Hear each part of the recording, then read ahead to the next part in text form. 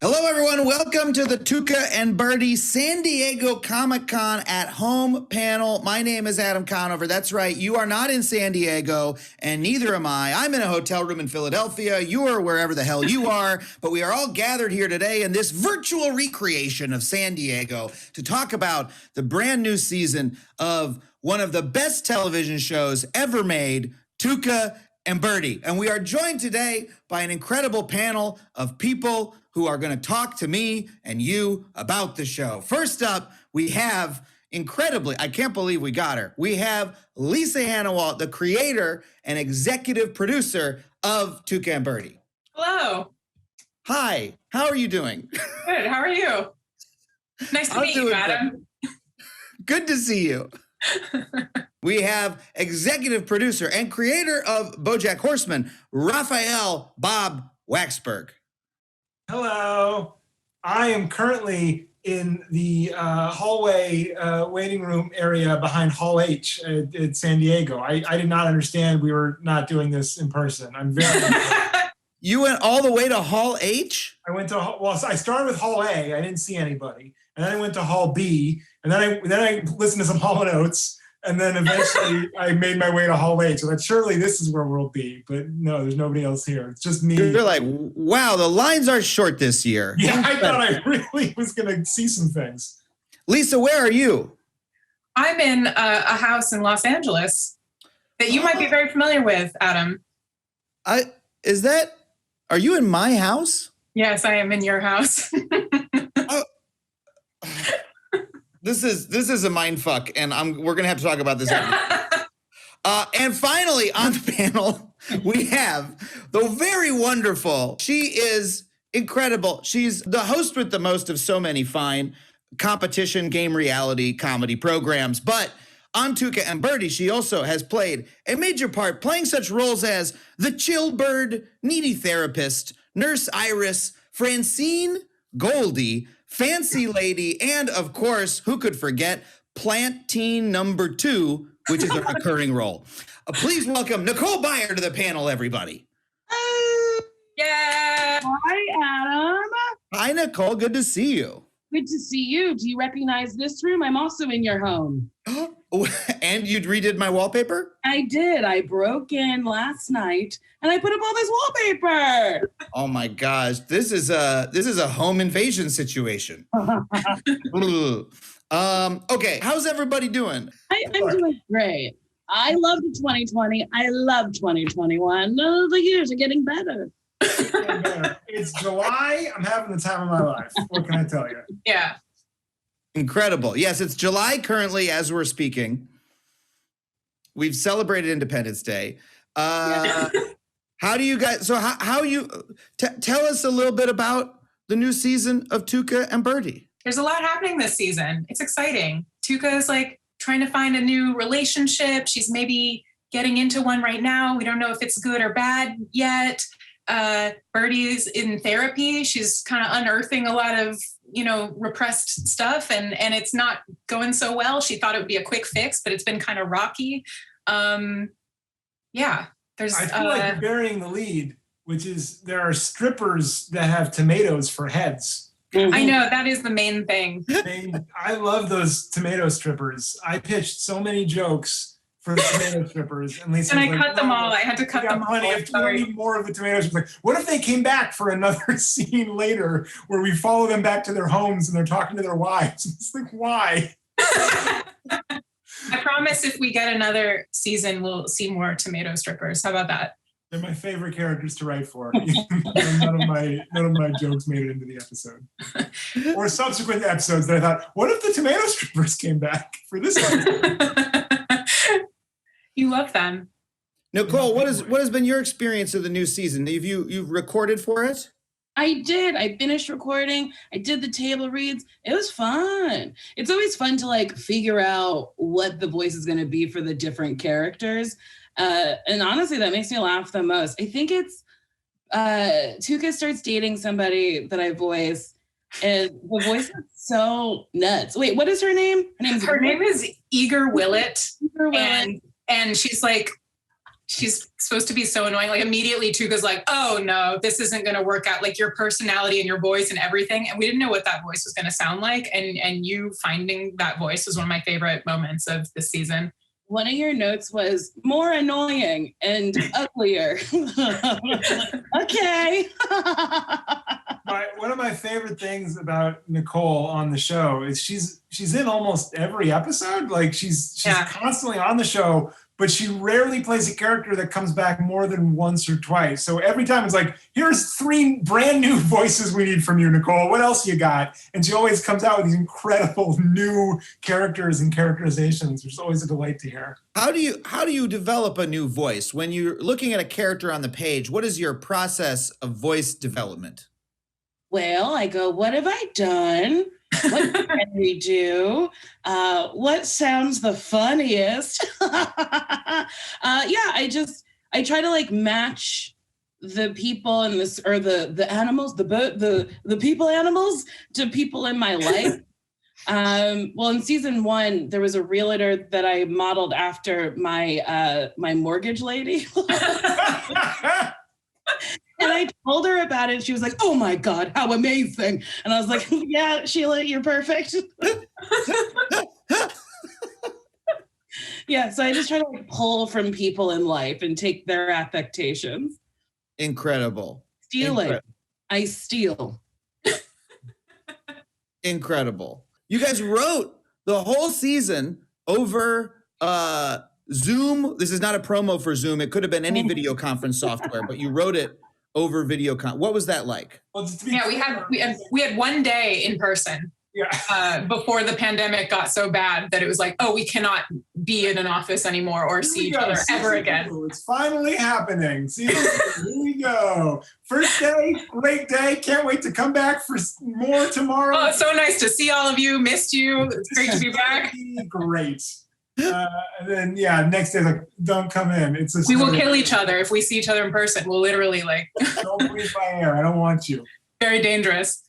It was crazy. I mean, luckily, like a lot of, some of the writers I had worked with on season 1, like Shauna McGarry and Gonzalo Cordova. So it wasn't too weird to interact with them over Zoom. And then, we had Samantha Irby, who's this amazing writer, and she joined us, and she's just so like affable and funny. I just felt like she was our friend immediately. And she lives in Michigan, so it was Zoom actually made it possible for her to be on the staff, and she didn't have to move out to LA for a few months. Yeah, she was zooming in from Kalamazoo.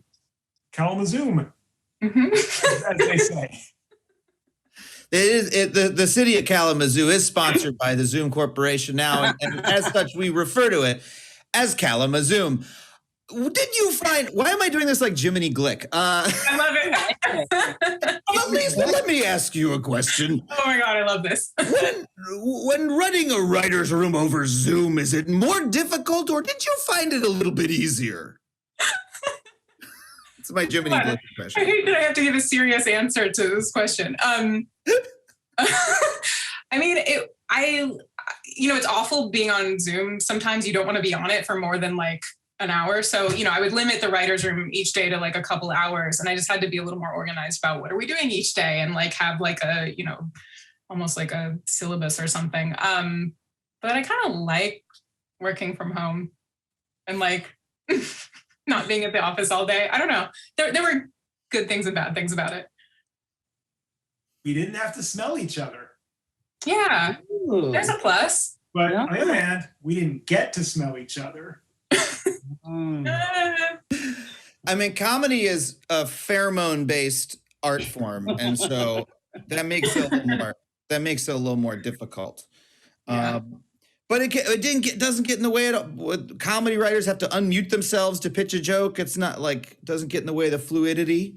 It does a little bit. Yeah. I think there's not as much flow. Like normally, we do like a punch up session in person and jokes are like flying across the room. But this season, I mostly had people type out their jokes and submit them to me in written form. And then I would just pick. In memo format, we had to address them to Lisa and then send them via courier.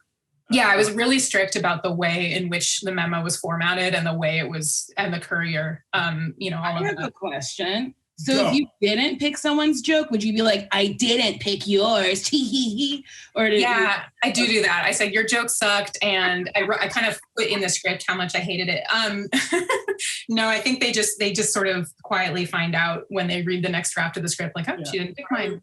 I would pitch jokes, and then I would see the next draft and see my jokes didn't get in, and I would call Lisa and be like, "Did my jokes get lost in the mail? Did you?" I don't think you saw them. I'll send them again. You could do a new version. And she didn't respond, and then I knew the next script, my jokes still weren't there, and I thought, oh no, I'm in a weird Twilight Zone situation where no one's getting my calls or emails. This is very scary.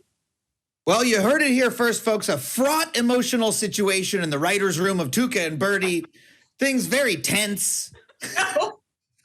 We're taking all this at face value. Nicole, I don't think you could record in a VO booth. You couldn't go to the studio and record. What was that like? What was recording like? Wait, did I do any at home? I feel like I went to the studio. Oh, well, I did a voice and I did it in my closet. So this pivots great into a story about me. Well, I was like, if nobody's there except the engineer, everyone's on Zoom, we're all wearing masks and things are sanitized, I think it's fine. It turned out to be great and fine, and I didn't get COVID from recording Tuca and Bertie. So you heard it here first. She didn't get COVID from the studio. Good. Where did you I just prefer it because I don't have the equipment. I'm not a professional recorder. I will make a mistake. So it was nice to go in studio and have a place to go. I'm tired of home. I really appreciated you risking your life for the good audio quality Yes, that we needed. anything for comedy. Anything. I also recorded a voice, and I also thought, I can't do this. I'm going to make a mistake. But I also don't want to drive to another place. So if the option exists that I can do a bad version in my home versus a good version in the studio, I will opt to do the bad version. It turned out okay, I think. I think it was useful. What were your goals for the new season narratively? And I want to bring Nicole into this. So what specifically were your narrative goals for Plant Teen 2? Yeah. Yeah, what was going on with Plant Teen 2? Tell me about it. It's funny, we featured the Plant Teens really heavily this season, and I didn't plan on that. I just really, I really liked them, and I kept wanting to bring them back episode after episode. Do the Plant Teens have names, or are they just Plant Teen 1, 2, and 3? One of them's named Martha. Oh, really? Number 1, right? Number 1 is Martha? Number 1 is Martha. The problem is we kept confusing them, and so we'd watch the animatic, and then it's like, no, you gave Plant Teen 2's voice to Plant Teen 1. You gotta that's the cactus's voice. We gotta, but yeah, no, we don't know. 2 of them don't have names yet. Maybe we'll find out later. What would you name Plant Teen 2, Lisa? If I had to name them on the spot, you had to name your character Plant Teen 2, what would you name her? Yeah, what would you name it, Lisa? I think one of them might be named Pepper. Oh, okay. Okay. What do you think, Nicole? Do you feel like Plant Teen 2 is a pepper or something else? I mean, I was leaning towards Spartacus, but pepper makes more sense for a plant. Yeah. A plant. Yeah. Well, the best laid plants. Moving on. So Tuca and Bertie is... Right, you didn't like that conversation. Got it, Adam. So Tuca and Bertie is a show that really balances comedy and serious emotional moments very deftly. How do you approach that? And how did you approach that going into season 2? And what new serious things did you want to explore in the lives of these characters? I feel like I always start with serious things I want to explore, like, okay, therapy, trauma, repressed trauma, gentrification, just kind of based on things I've experienced and friends have experienced and things I'm interested in and based on books I've read. Some of those books are books you recommended to me. And then we kind of start to make stories based on those. And then we add in the funny parts later and we kind of make up the funny, B stories or C stories as we go along. Like, oh, what if Speckle eats too many hot dogs this episode? Then what? Just I think Does this happen in the new season? He eats too many hot dogs? I don't know. Stay tuned. Watch it to find out. I'm riveted. Well, first we had this idea that what if we had a story where Speckle doesn't eat enough hot dogs? And that felt like not enough of a story. So then we said, okay, what if he eats just the perfect amount of hot dogs? That also felt like that didn't really go anywhere, yeah. And we said, I got it. Too many. That's where comedy gold comes from. As a guy who's eaten too many hot dogs on many occasions, I think that's just why men around America relate to this show so much. I remember, Adam, a time you ate too many corn dogs. Do you remember the story I'm thinking of? I mean, not specifically, but it doesn't sound unusual for me. I remember specifically in college, you were a vegetarian. Yeah. And then one day, there was spring fling. You said, I don't want to do this anymore. I want to eat corn dogs. And you had, you went from not eating any meat to eating as many corn dogs as you physically could. It was only like 3 or 4 corn dogs, but yeah. A lot. Good amount. Yeah, and I had a tummy ache because my stomach had to get used to eating those corn dogs. Are you tooting? I mean, I always am, so presumably, yes. Okay. I have no reason to think that it would have been a better day in that regard for me. I think it was pretty bad. I'm glad I didn't know you then. Oh, hurtful. Nicole, which of your characters, of your many characters on the show, do you relate to the most? Well, there's Chill Bird, who's like a super cool bird who's never shit before. And I'm a lady, so I don't really shit. So it was really easy for me to find my motivation, Incredible. Thank Lisa, you. have you ever shit? No, I haven't, but I've imagined it, and I channeled that into writing this character. And I think it's one of the most emotionally impactful parts of the season is when Chillbird shits for the first time. Yeah. And I was really moved by Nicole's portrayal of that scene. And it's I know as a person who's never shit, I think it was amazing how realistic she made that. I genuinely can't tell which parts of this is a bit and which isn't. So I'm just excited to see this episode. As someone who has shit before, Adam, when you saw that scene, did it ring true for you? Look, I haven't seen it yet. I'm in the same position as everybody. I'm just an excited fan waiting to see Chill Bird take a shit. Wow. Yeah. You'll see it. You'll see it. It's good. Okay. We got to talk about this wonderful show, Tuca and Bertie. Raphael, what was your favorite moment in the season without being too spoilery, but maybe teasy? You can tease us. As it is July, and we've seen a handful of the episodes already, I don't think it spoils anything to talk about episode 4, which is an episode I really love working on, which is an episode all about Tuca looking for a nighttime friend, realizing that she has this wonderful companionship during the day, but at nights she is lonely. And I think it's a really both from the writing all the way to the animation and the design of it. It's just a really special episode that evokes something that the other episodes don't. And one of the things I actually love about the show is I feel like every episode has its own thing like that. Every episode is special in its own way. Every episode is kind of built, I think, to be somebody's entree into the world. Like if you've never seen the show before, you could literally drop in on any episode of the season and just check it out. You wouldn't be totally lost because every episode is kind of telling its own story, which is really exciting. I want to know what was the hardest time that you laughed while writing or recording the show? This is a question for anybody. Any of you could answer this. I can answer this. It was when this is such a weird, but I was recording with Cola Scola, and I was trying to think of an alt for him to. He was supposed to say muscle milk, and I was trying to think of an alt because that's like a branded thing, and so I wasn't sure if we could actually use that. You can't even say that at the Comic-Con panel. I know they're gonna bleep that out actually. Yeah. It's gonna go beep milk, and we'll be like, what milk is she talking about? That's worse to bleep it. It sounds much worse.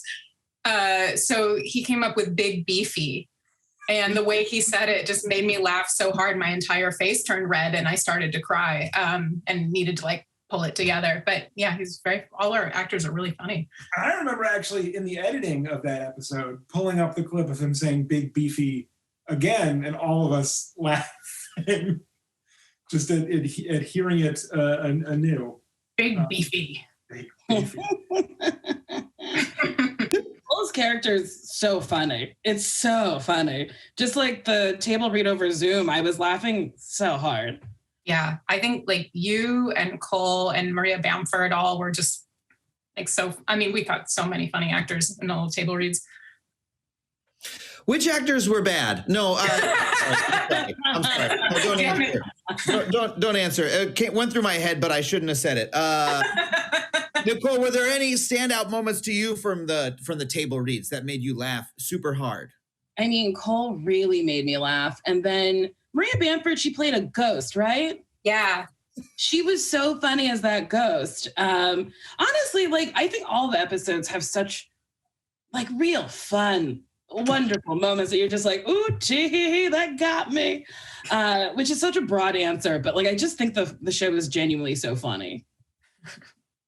Maria Bamford, Lisa, correct me if this is incorrect, but my recollection is we brought Maria Bamford in to play the building manager character. Yeah, Bonnie the Bear. Bonnie the Bear. And then like, at the table, we'll also have her do this ghost, and then we'll find someone else to do the ghost later. But Maria was so funny as the ghost too. Like, we got to have her do both. Yeah, that actually happens a lot. We brought in Sashir to play this character, Kara, and I wasn't sure yet who I wanted to play her. And as soon as I heard her in the table read, we were all like, she's amazing. She's got the part. Absolutely. No one else can play this part. Well, so tell me a little bit about the guest star process. You have incredibly funny guest stars on the show. How do you decide who you want to cast, and how do they hear about the show? Like, what do you think goes through their mind when they see the first time, I want you to be a ghost? No way. Not a chance. I keep actually lists of actor and comedian names just for people I want to work with. And then I kind of wait for the right part to come up for them. And then I can like slot them into that part. And then if they say no, I get real sad. But I think, I don't know, I feel embarrassed when I think about the process of them like hearing about the show and reading a script and then deciding. I don't like to think about that. That's like, I let the casting director handle that. And then I just, if they say yes, great. And I keep a list of all the people that I have vowed revenge against. Yeah. When Lisa has a name on her list, if it's not on my list, then we can offer them the role. Right. I have to check it against Raphael's hate list. Yeah. Is there a one that got away? Someone who you really wanted to have on, who you'd be comfortable saying, I wish we could have had this person? If not. There have been people who've been too busy. So like Sandra Oh is someone that I've just had on my list forever. Like, I just love her. I'm just a big fan. And she's always been too busy, like shooting something else, because she's fucking Sandra Oh. She's amazing. But you know, that's fine. I'm like, maybe someday. If she says no like 5 times, I'll probably, maybe she just doesn't want to be on the show and she's being polite, saying she's busy. I would really love for Philip Seymour Hoffman to do the show, but I would too. Back to us. So I don't know if that's in the cards or not. Yeah. Yeah, I wonder why. Why didn't he play the ghost? He could have. Next time. It would have been very realistic. Okay. Let's see. What else? They're typing a question for me into this Google Doc, but it's concrete. Oh my God, how exciting. Is there a character you'd like Is that Philip Seymour Hoffman typing to voice? It's Philip Seymour Hoffman. Or create for the... Wait, they deleted the... Oh, this... This is like a Ouija board. It's coming in. They got to type quicker. I'm really hot. Oh, for this show. They typed this how, but I think they meant this show. You say it all together? Yeah, you guys say it all together. Okay, Nicole, is there a character that you would like to voice or create for the show, is what they typed in? Yeah, I want to be a cucumber stripper. You got it. Season 3. Yeah. You heard it here first. I take over. The tomato strippers are mad. They're like, "What? This cucumber's moving in?" And I'm like, "Who's the cucumber?" Yeah, that's what I want. I'm so glad that you. Bitch. I'm so glad you said that. I didn't know, and now I know. That's amazing. Yeah, We can make that happen. yeah. And I want to get lap dances and be like, "Yum, yum, yum, yum."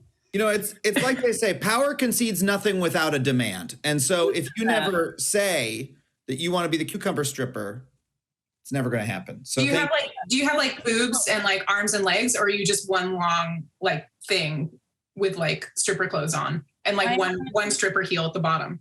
A long cucumber with legs and arms and titties, and I'm wearing like a little bikini, and then I got a little ponytail coming out the top. Oh, yes. I think that would be cute. I love it. Incredible.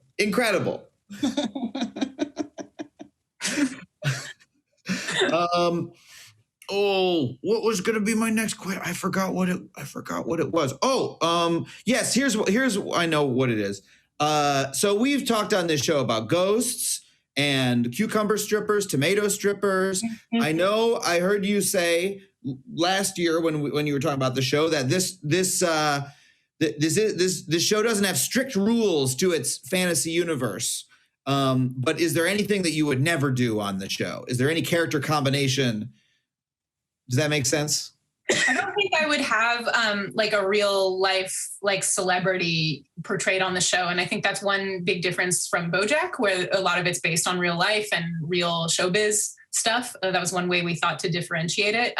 The only like comparison is Fight Club. There is a version of Fight Club in Birdtown, and it's called Beat Club, and it stars Ed Bird Norton and Bird Pitt. And those are the only celebrity equivalents in Birdtown.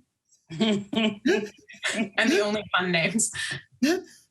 I just wanted to limit it to that one reference for no reason other than it makes me laugh. The only spot where reality leaks through. Yeah, other than that, I like to just make it up as we go along. Like there's a little bit towards the end of the season where we kind of get into like, some birds can fly, some can't. Why is that so? What's going on there? But, you know, I don't want to get too much into the hard sci-fi of it.